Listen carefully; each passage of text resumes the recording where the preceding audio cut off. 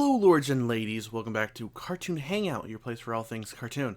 Repulse starts off with a date between Clark and Diana, something that was pretty shocking. It's a pairing that has been teased and shipped for longer than I've been alive, but hasn't really been too often explored in various comic book media besides the New 52 era of DC Comics and I think the animated movie adaptations.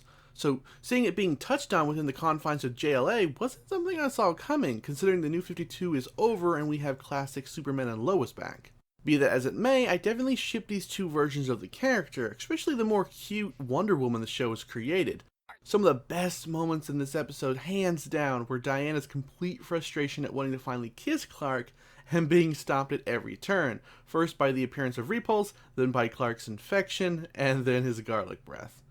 At first, this episode really drove home how much different this Diana Prince is to, say, the last animated Wonder Woman we got back in the original cartoon series, and up until this episode, I was very okay with that. But this one got me thinking, do I actually like how she's being written compared to other versions?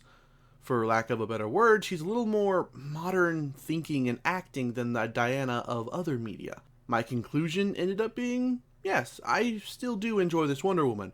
Without reading too much into it, I'd imagine she's acclimated to man's world, or maybe her upbringing was different on Themyscira. Either way, she was a joy to watch in this episode, and it was a welcome addition to have Superman and her on a date. It was also very well done and comical. Lex Luthor also makes an appearance in this episode, first masquerading as the villain Repulse, who has the ability to, well, repulse. Voiced by James Woods, his plan is... to what exactly? Maybe I just wasn't paying attention, but Lex infects Superman with nanites, or something that puts this shield around him that constantly expands. Unless he knew Superman would go to a black hole eventually, which is entirely possible given his intelligence, I'm just not sure what he hoped to accomplish.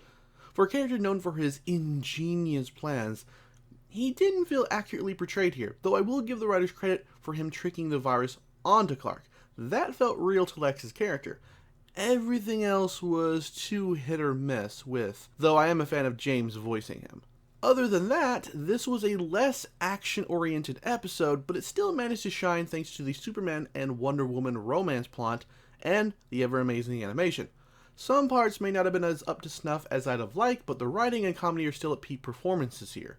Definitely watch if you're a fan of the Superman-Wonder Woman ship, or you just want to hear James Woods voice Luthor. Now it's your turn to share your thoughts on this episode down in the comments below. Are you a fan of this episode's pairing, or do you hope it doesn't make its way to future episodes? Let me know. Make sure to sub to my new channel. Thanks for watching, and take care.